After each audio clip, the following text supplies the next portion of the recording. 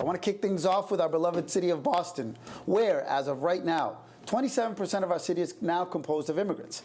A total of over 167,000 residents of Boston are foreign-born, and of those, 93,000 are not yet citizens, even though an eye-popping 44,000 are eligible for citizenship. Well, our beloved mayor is on the job, as the Mayor's Office of New Bostonians and the Office of Health and Human Services, in partnership with the Greater Boston Citizenship Initiative, are announcing today, right here on Urban Update, breaking news, an exciting new initiative designed to commemorate Constitution Day and citizenship in the city of Boston by holding 5 citizenship drives in 5 different neighborhoods. Welcome to the show again. Thank you, Alberto. Thank you very much for being here. It's great to be here. I'm excited because you are doing something about that. You are actively trying to sign up folks to become citizens. Absolutely. September 20th, we're going to be doing it at 5 different locations, which I'm sure you're going to show in a little while. And, you know, I'm a son of Irish immigrants. My mother and father came to this country in the 50s, and my mother came in 60, actually 59.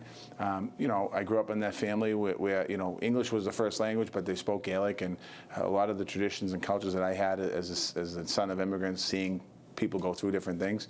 I was telling the story during the campaign that I remember times where cousins were here, they were here undocumented and waiting to some citizen programs to come in so they could get legit legal.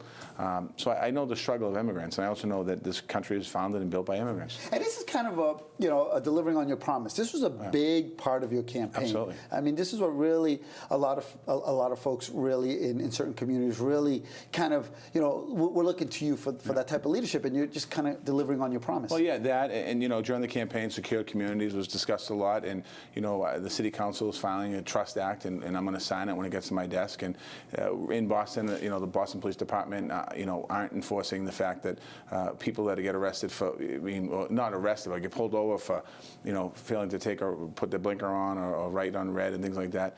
We're not arresting people. That's our job as Boston Police Department, is not to enforce the federal law. If somebody commits a serious crime, absolutely, there's no question about it. We have to do everything we can to protect the residents of Boston. But there's a lot of situations where people are afraid to report the issues of domestic violence or crimes against them in their neighborhoods because they're afraid that they're going to be deported. They think that that's what this Trust Act is all about, and it's not. The Trust Act is to add some trust and have people feel comfortable. Yeah, I also see that part of this whole citizenship day, and we're going to put up kind of the 5 locations and some of the requirements too. One of the requirements is a good moral standing in the community, but these are the 5, so it's on September 20th. We've got it up from 10 a.m. to 2.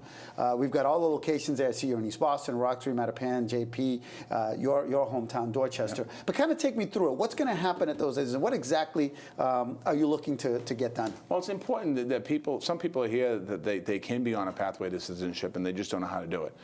My mother became a citizen in the early 90s, and she had been here for a long time, had a green card, and never went through the steps because she was intimidated by it. But she eventually went and got her citizenship.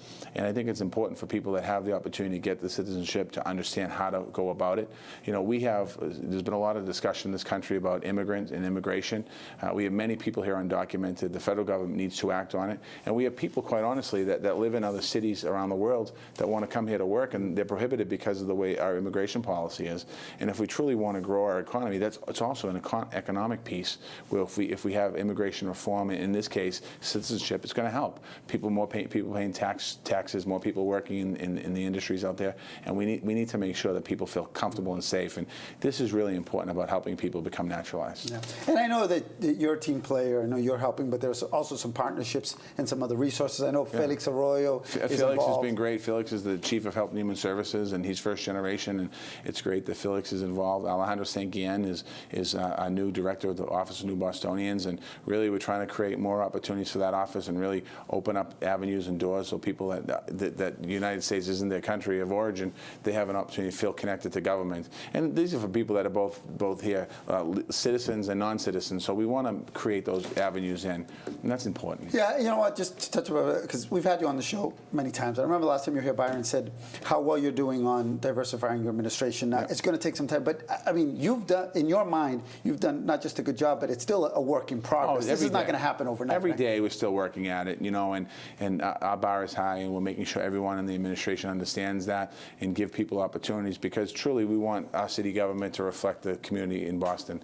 Our Boston is majority people of color, and we need to make sure that our administration reflects the community so that we can truly represent all the people in the city of Boston. I read that the fee, that $650 fee to apply is one of the barriers that's being eliminated during citizenship. Yeah, Day? it's going to be eliminated. We're working on some outside entities to help us with that fee and help people with that fee.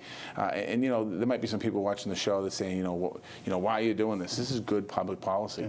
This is good public policy to put people on a pathway that need to get on a pathway because people pay taxes, people own homes, people send kids to school, people send kids to private school. So it's a good way to make sure that we put people on a pathway. So I want to put up on screen kind of the requirements because there are some requirements to show up that day. Absolutely. And they're great requirements. So I see, obviously, you've got to be 18 years of age, legal permanent resident for 5 years, married to or 3 years married, and I like that have a good moral character. So these are folks that we want to be active in our city. These are folks that we want to be citizens in this country.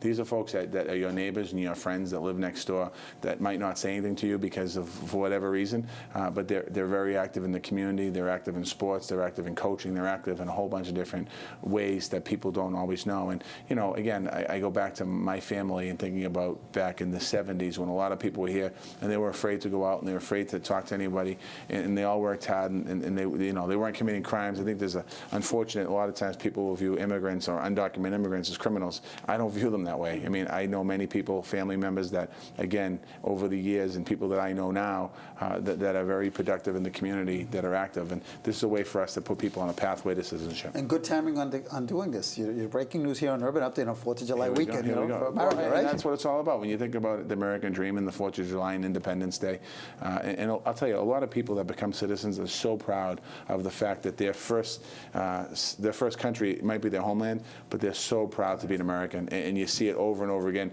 Whenever you watch the celebrations at Faneuil Hall, when new immigrants get sworn in, first of all, they know, in most cases, more than we do as Americans as far as the history of America, but also they're just very proud of the opportunity to become a citizen of this country. All right, we've got a couple more mayors on the show. We've got some vice mayors, so thank you for stopping by on the 4th of July weekend. Thank you very much. All right.